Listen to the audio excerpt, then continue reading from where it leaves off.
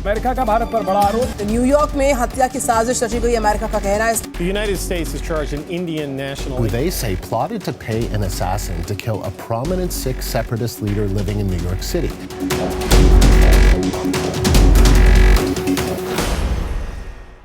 All right, hello and welcome. You're watching One India News on YouTube, and the news that trickled in last evening has made the headlines straight away to the front page of several dailies, be it the Indian Express, which says U.S. accuses Indian official of plotting to kill Pannu. Times of India says U.S. charges Indian in plot to kill Sikh separatists in New York. And so much so, America चिंताओं की जांच के लिए भारत की बनी committee. Now, when the world and the Indians woke up this morning, they woke up to these headlines. Veena Sikri, a name that needs no introduction, a face that needs no introduction. You'd see her on several platforms giving the exact details and a breakdown of what it means when it comes to Indo-U.S. relations, and also how do we interpret. Veena ma'am, thank you so much for speaking to One India News. Always a pleasure to speak to you.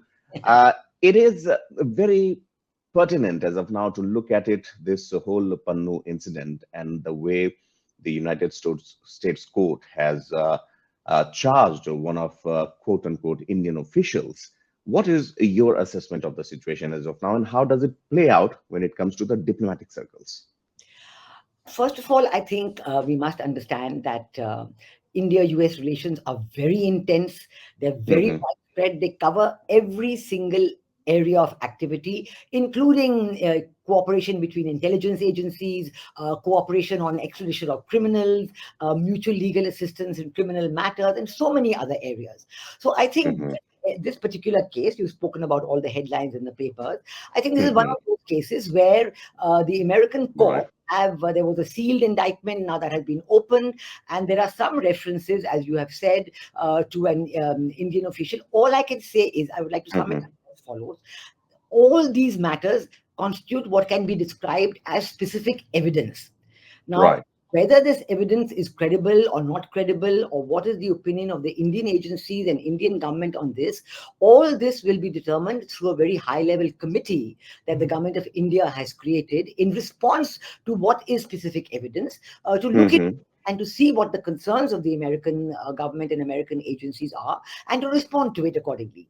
Now, here I would like to say that this is a matter which is sub judice, which is before courts in New York, so one cannot speculate too much or say too much on what is there, except should leave it to the best sense of both the governments. And I would like to point out that because there is specific evidence which the American side has provided in this case, the Indian government has created this high-level committee. Right. Sharp contrast to the case with the Canadian government, where there were what is called credible allegations. I mean, there's no such thing as credible allegations. I mean, there can be specific evidence, credible evidence, all that is there, but there has to be evidence. And the government of India has conveyed to the government of Canada that if we are provided with specific evidence, we will certainly look into it, and we are fully prepared to discuss it and to work on it. So I think that the difference between the Canadian case Niijar and this case is very clear, and I think this will take its own time. It will take its own time. Right. As you rightly pointed out that there is a stark difference in what transpired in case of Canada to here. Now, looking at from the Indian point of view, they have, as of now, responded, formed a committee also, and expressed concern also on such developments.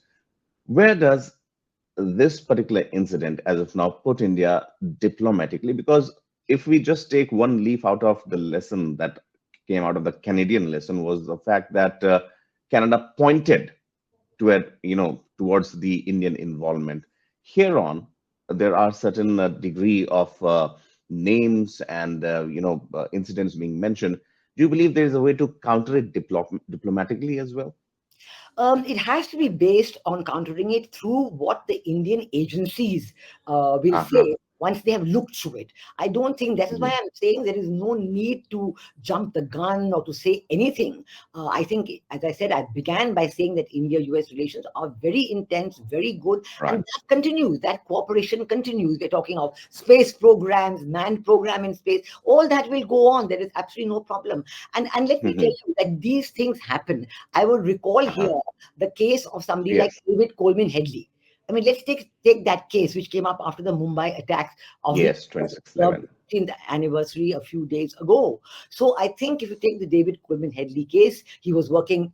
We understand he was working for the American agencies, then he became a double agent working for the Pakistani agencies. And in the end, based on whatever India and USA, whatever the agencies of both governments interacted, Indian agency representatives were given access to David Coleman. Right.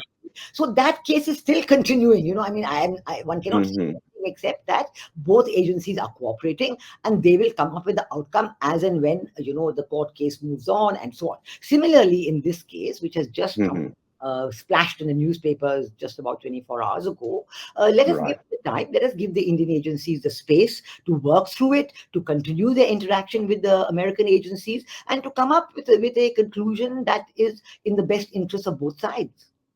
Right, ma'am.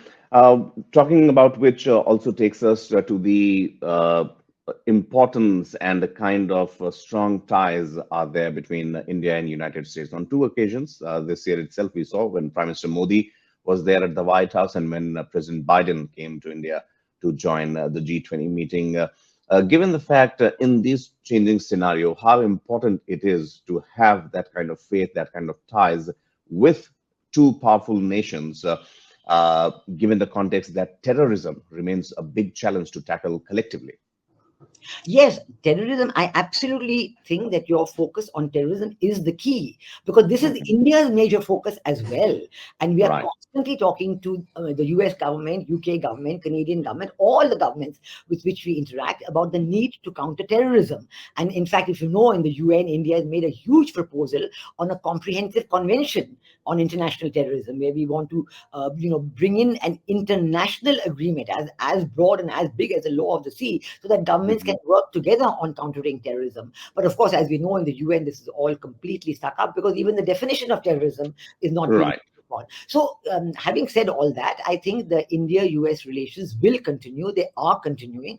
I don't think there's any question of these relations being affected by individual cases like this, because you need good relations between the two governments to cooperate on cases like this as well. So, but you have to allow the Indian agencies, this high-level committee that government has set up, you have to allow them to do their investigations, to True. come up with their conclusions, and to respond to the American side on this. And you must see also that the intensity of the good relations between India and USA are fully continuing. You have, the Secretary of State, as you said yourself, President Biden, the meetings with our leaders, with Prime Minister Modi, with our External Affairs Minister. We talk in these discussions. High-level issues are covered, issues of mutual interest are covered, and certainly if there are instances like this, they may also be mentioned. That there is no problem with that. And both sides say, yes, of course, we will continue to talk about Right. this, look into it, and come up with the right answers. Absolutely. One final question before we let you go, ma'am, is the fact that not just United States, if we talk about, say, Canada, UK, or for that matter, Australia, the pro-Khalistani demonstrations and the ease with which it has been happening on foreign soil, in your opinion, how should India be towing that line? Because in case of Canada, we saw India maintain a very stern stand, and the results are for all to see. Yeah, I think India has to continue its very stern stand. I'm fully in support of the very stern stance. And there is one point that we have to bring to the knowledge of all these countries that you mentioned, whether it is USA, Canada, UK, Australia, and others, that Khalistan, the so-called Khalistan, I call it so-called because in India this doesn't exist. There is no support for it. All the political parties have said firmly supported the government of India in the case of, when the Canadian government raised the case of Hardeep Singh Niijar, and also in the question of Khalistan. All the political parties are supporting the government on this. The SGPC, the Sikh Gurudwara Pradbandhak Committee, is fully supporting the government. Repeatedly, you have stances and statements by leaders of the Sikh community in Punjab and outside Punjab saying there is no Right. such thing in India, there is no interest. So what is this Khalistan we're talking about? If there isn't Exactly. Khalistan, create it outside. Let Canada give some space to Khalistan. Let any other country give space to Khalistan. But they have to Absolutely. also recognize that in the interest of good relations with India, they cannot continue to support secessionist terrorist movements of this kind. And they Absolutely. have to also recognize that in the name of the so-called secessionist and terrorist movement, you have all kinds of a nexus of drug operators, terrorist operators, narcotic traffickers, human traffickers. They're all making here on the basis of this so-called Khalistan movement that somebody's creating and somebody else is giving money to and weapons to. So I think the government has to continue its very stern, unequivocal stance on this, because I think the whole country is Right. behind the government on this, and there is no such thing as any interest in the Khalistan movement in India. We should just stop calling it Khalistan at all. These are terrorists, they are narcotic agents, or they are maybe human traffickers. I don't know what, but this is something the government is certainly looking at. Well, definitely, ma'am. We have seen in the past how the government of India has been taking them head on, and needless to say, with the support of the friendly nations, no doubt. This concept of hiding behind a particular notion and then unleashing terror would finally come to a stop. Thank you so much, Veena Sikri, ma'am, there, a former diplomat. Always a pleasure to speak to you, ma'am. Thank you so much. Have a lovely day. Thank you very much.